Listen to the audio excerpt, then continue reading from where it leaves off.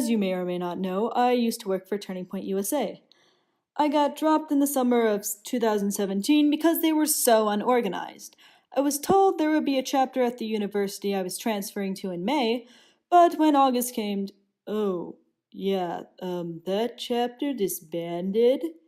And ever since they hired Candace Owens, and when Kirk made me look like a socialist when he came to UMich, I became a bit bitter. But before you click away, I need you to know that Turning Point USA is still very close to my heart. I would not have gotten 2 internships this summer and gotten the chance to work for a congressman and a governor if not for my time at Turning Point USA. It is important to me. And to see it become this corporate sellout that endorses identity politics and shills out to Republicans, it breaks my heart. It truly does. I am not angry at Turning Point USA, nor do I think of this as "Mwahaha, my revenge for letting me go. Die, Kirk, die." No. It is not Turning Point's fault that the chapter at my university got disbanded. That's the chapter's fault.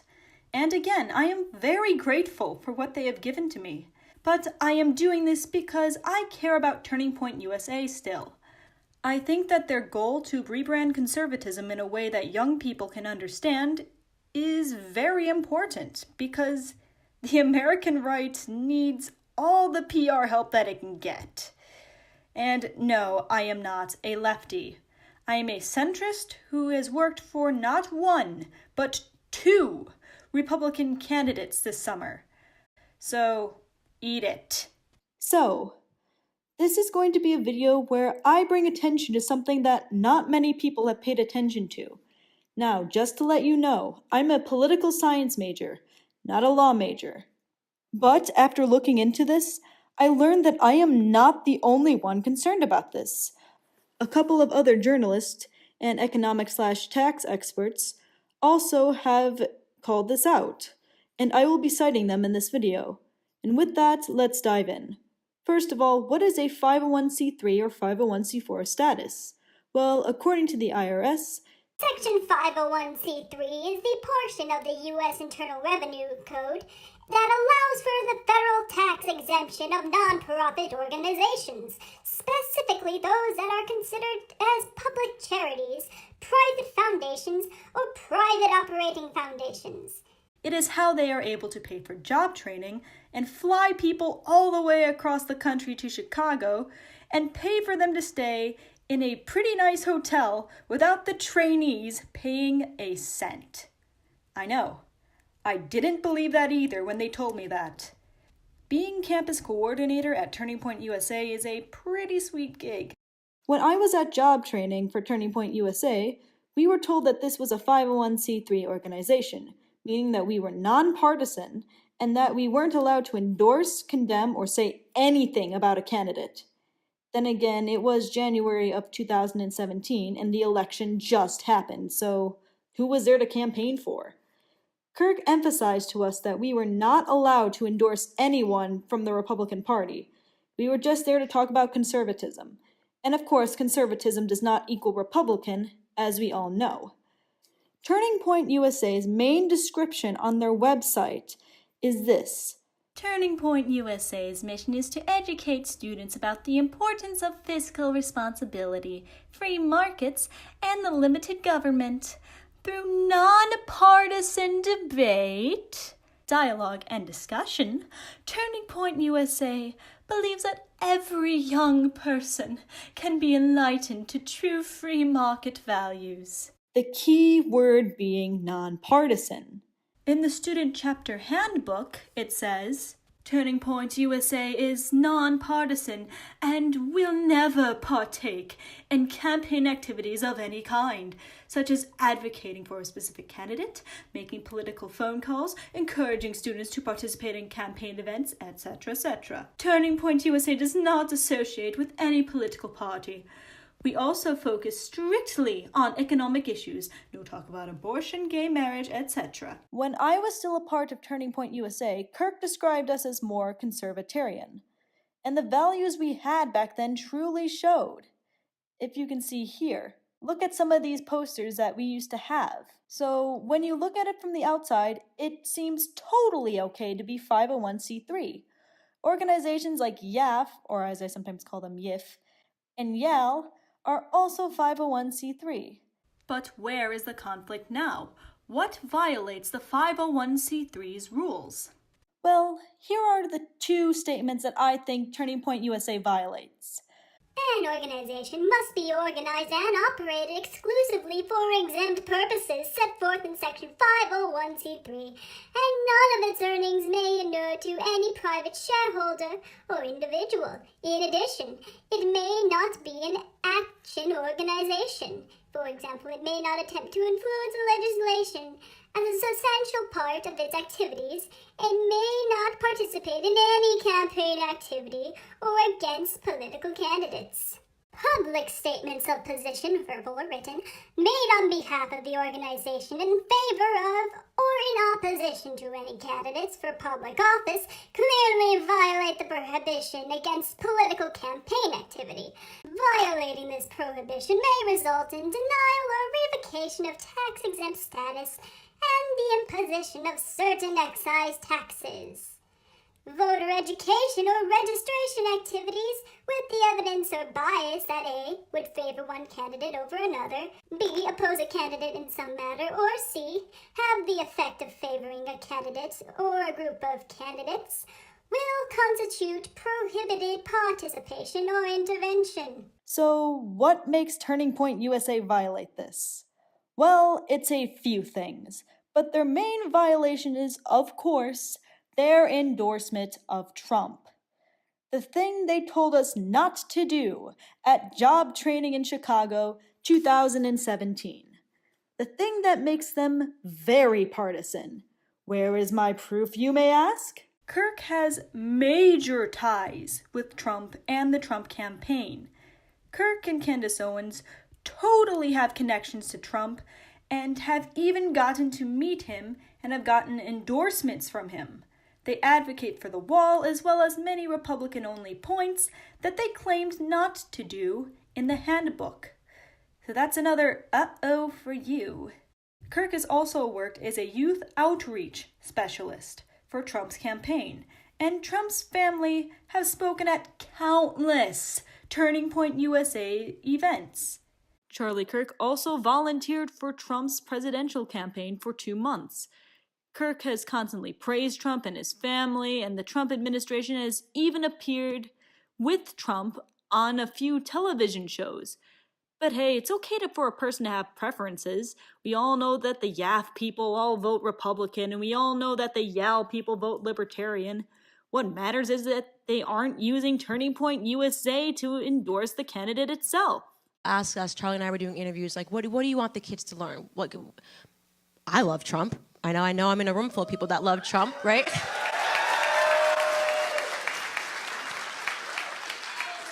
And I don't like Hillary Clinton, right?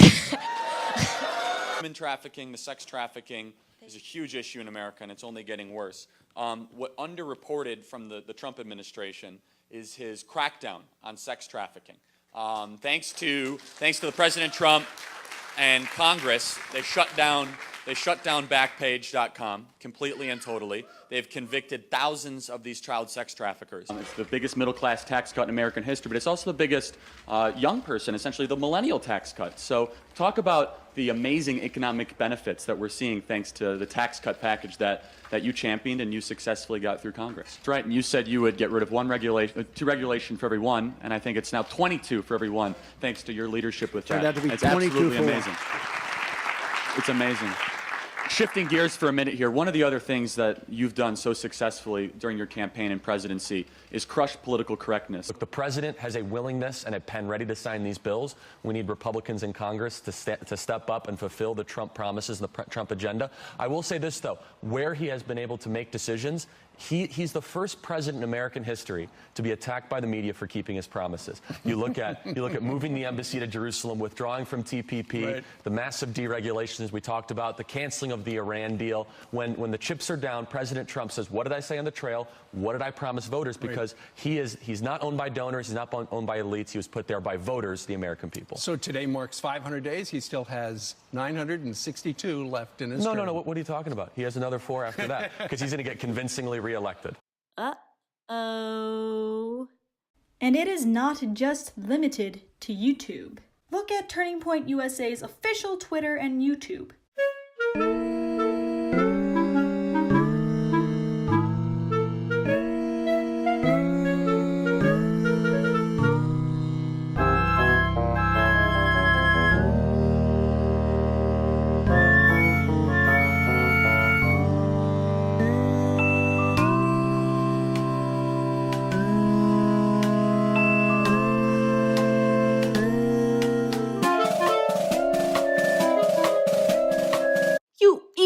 Interview Trump on Turning Point USA's channel, you numbskull.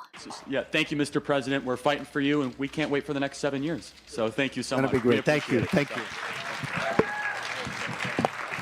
Tell me, how is this not endorsement of a party/candidate? Oh, and here he is again, speaking at the Young Black Leadership Summit. You are clearly endorsing a candidate.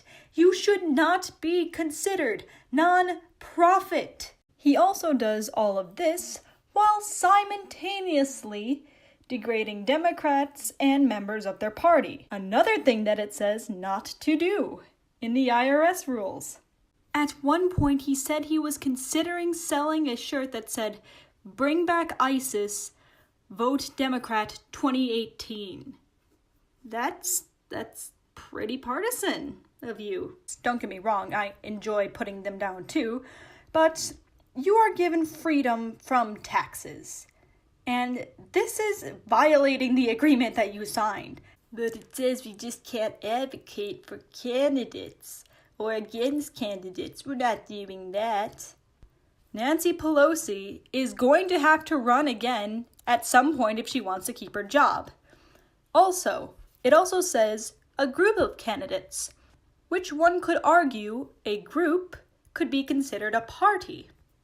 Hell, this whole Blexit thing is in clear violation of your 501c3 because you aren't advocating against liberal ideology, you're advocating against the Democratic Party. If you guys did this on your own and didn't use Turning Point USA to forward your agenda, that would be totally fine. But the fact that you are actively advocating for people to leave the Democratic Party on Turning Point USA's platform and handing out Blexit shirts at the Young Black Leadership Summit, this clearly violates the "thou shalt not advocate against another party" rule. Turning Point USA also violates this rule. Voter education or registration activities with evidence of bias that A. would favor one candidate over another, B. oppose another candidate in some matter, or C. have the effect of favoring one candidate over a group of candidates will constitute prohibited participation or intervention. How, you may ask? Well, one of the things that we can do as campus coordinators is not just hand out buttons and posters and all that stuff. We also have the ability to register people to vote. I never had to do this since it was 2017 and the election just happened, so while I was at training, they told me not to worry about it. And yes, the college Republicans and the college Democrats both have the ability to register people to vote. Yes, that is true. That is how I registered to vote.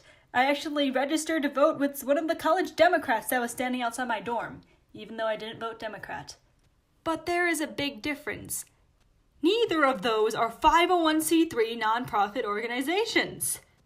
They are allowed to talk about other parties and stuff, because they're part of the party. If you have a booth with things about Blexit or posters like this, and you can also register people to vote, I do quite believe that this will constitute prohibited participation or intervention. Because this is clearly being conducted in a non-partisan manner. But you're on the same side. We shouldn't be fighting the people on the same side. They'll just divide us. Shut up, libtard. You're tearing us apart. First of all, I'm a centrist. I'm almost completely in the middle, but I tilt slightly to the right. And while I agree with the premise of Turning Point USA, and I appreciate its goal, that doesn't change the fact that they are still breaking the law. And to say that we shouldn't call out someone for breaking the law because they think the same way that we do, or because they are part of the same political identity, that's pretty scummy.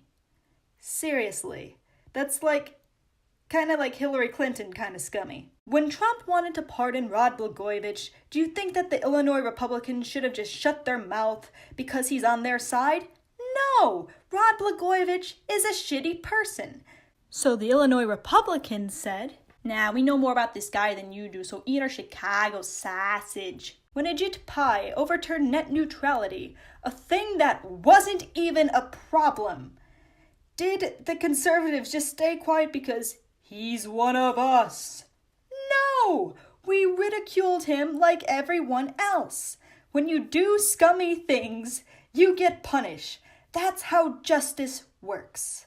But Anya, you may be saying, doesn't Yaf and Yal do the same thing? They have a similar agenda, but there's a difference.